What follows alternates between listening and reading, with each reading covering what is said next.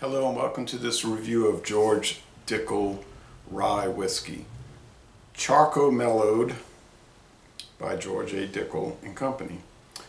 This is 90 proof. The company started back in 1870. They had a whiskey on the market for years called Cascade Whiskey, and then in the 60s they came out with George Dickel brand, but they had actually been in operation for a long time. They made George Dickel Cascade Hollow whiskey, bourbon whiskey, which I have over there, an unopened liter bottle, which I got for $8.99 at Discount Depot. Crazy. I don't know if there's still a Cascade bourbon, just like the old one, but you never know about these companies. They have what they show and then they have what they don't show, and you see it on the shelf. So I bought this at Walmart last week, and it was on super discount closeout for $12.50 a bottle.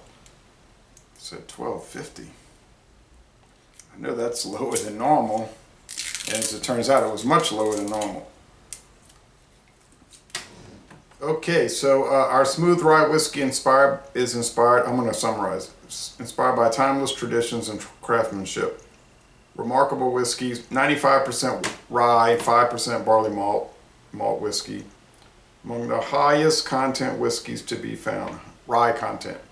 I did this one not too long ago, the Woodford Reserve rye, and it's 53% rye.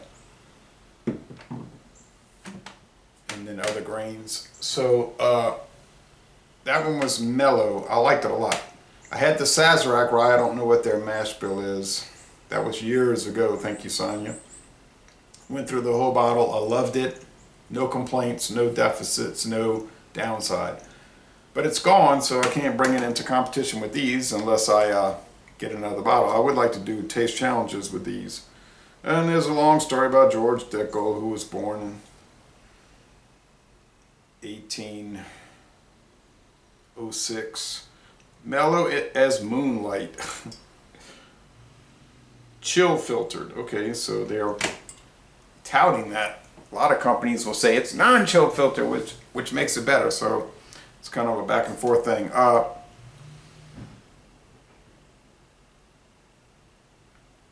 Filtering the rye whiskey through sugar maple charcoal. Okay, like Jack Daniel's is sugar maple charcoal. Distilled in Lawrenceburg, Indiana. It's not a Kentucky whiskey, it's not a Tennessee whiskey, it's an Indiana whiskey, and it's bottled in Norwalk, Connecticut. There's a lot of video reviews, of course, so I'm looking to try to watch all those, not try them. Rubberized cork. Alright, guess I'd rather a real cork. But anyway, never before had it. Let's check it out. People have told me $12.50 plus tax at Walmart or any store. They say that's a primo price. Primo price. So, and I'm going to write a written review on distiller.com and proof 66, see how that comes out, and read other people's comments. Well, it's amber. Looks kind of like Sazerac. Sazerac was amber like this. I think the Woodford Reserve is darker. Yeah, it is darker. Of course, I'm looking through the glass, but it's darker, there's no doubt. I'm looking through glass here, but not that thick. These things are so thin. John and Neely, thank you, John and Neely. He gave me 4 glasses. I got 1 left.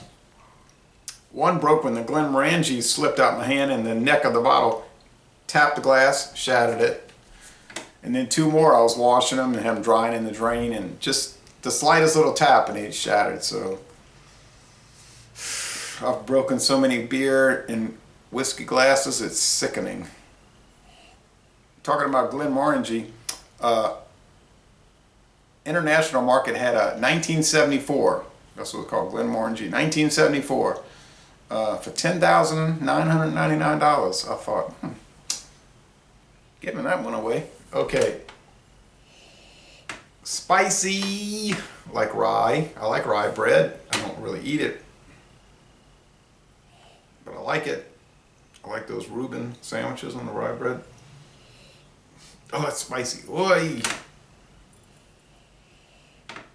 And it's sweet. It's like sweet grain, spicy notes, peppery spice. We like the, oh, I forgot the Canadian Hunter Rye. So we like the Hunter Rye 90 proof. My friend David and I did a duo review. The Sazerac Rye I loved. I think it's 80 proof. There's more than one Sazerac Rye. I'm talking about the standard. There's other aged, longer aged ones. And the Woodford Reserve Rye was dynamite. That's 90. I thought it was hard. 90.4 proof, yeah. All right, smells mentholated a little bit. I love mentholated stuff. All right. You can taste it on your tongue. The fumes. Oh. Nice alcohol eggs. Standard, you know, little fence boards. Here we go, first time. Thanks for watching. Cheers to you.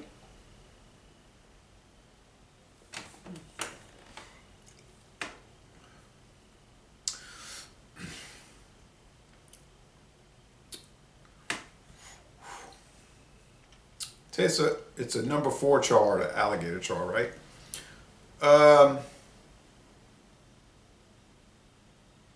Charred oak,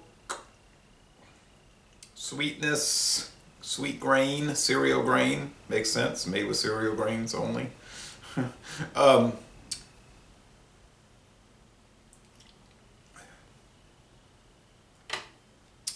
Pepper, yeah, peppery spice. I don't know, I just think rye whiskey's better than bourbon. That's gonna get me in trouble with a lot of people, I guess, but it's the way I feel about it. Bourbon, look, I've been drinking all these bourbons of various price points. Straight bourbon I'm talking about. I had a blended bourbon, two blended bourbons. They were pretty good. 10 High and Kentucky Gentleman, but Kentucky Gentleman's on the Buffalo Trace website. They feature it under great bourbons. They call it great bourbons. Wasn't great, but anyway, it's just that the bourbon is so corn oriented. It's every time I drink it, I'm like saying, not like saying, I am saying, this is corn. It is like eating corn, but I'm drinking it, but I'm eating it. So I fuss about it, you know, and grouse about it, and all of that. I mean, I like it to an extent, but to me, the rye is just nicer grain. I like corn bread, corn on the cob, corn grits. There's a lot of good things you can do with corn. I don't want to get into that. It's too dicey, too dangerous. People just get so angry about it. But I mean, to me, I like the rye whiskey better. I could get more into it. You see, now I know what you're saying. You got like a whole shelf full of bourbon you got to go through. I know, right? And I'm going through. But I could really get serious about the rye. Like you hear people saying, that's my jam, that's my jam. Yeah, I think I'm more favorable towards it. But enough of that for now.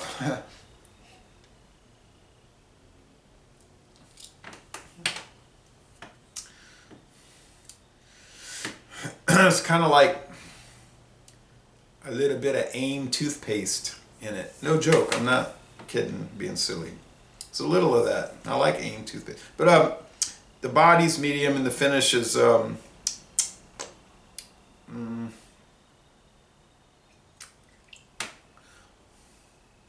it's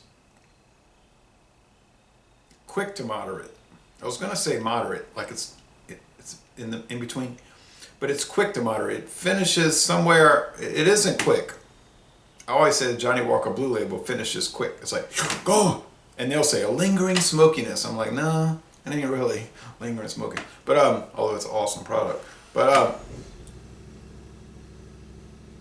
there he goes with that boat motor.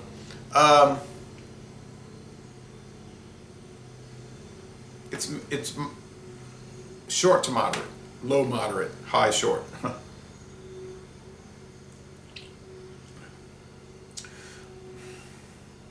It's a really great product.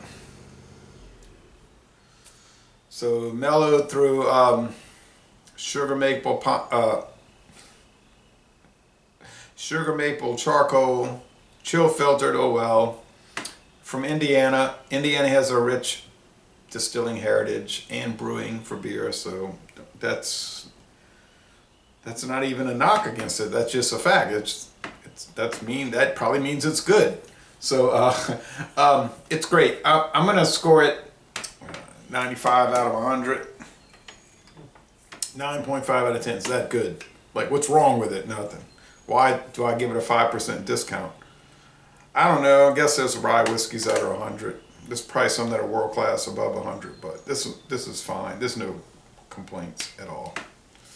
So, a fantastic product. I was looking up prices on the internet. It was way higher than $12.50, believe me. But when I see these deals, I'm on that. And I'm trying to decide if I'm going to go back over there and get those Song of Fire and Song of Ice from Johnny Walker specialty blended scotch.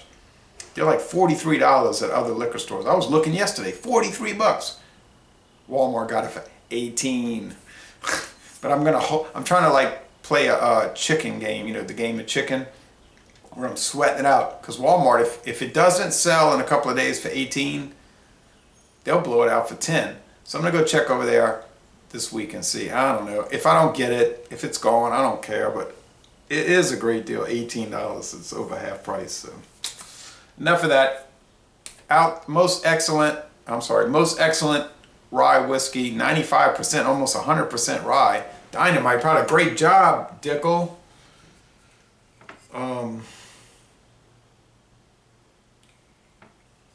Diageo, and I'm going to end this long review, by saying, y'all come on down to southeastern Louisiana.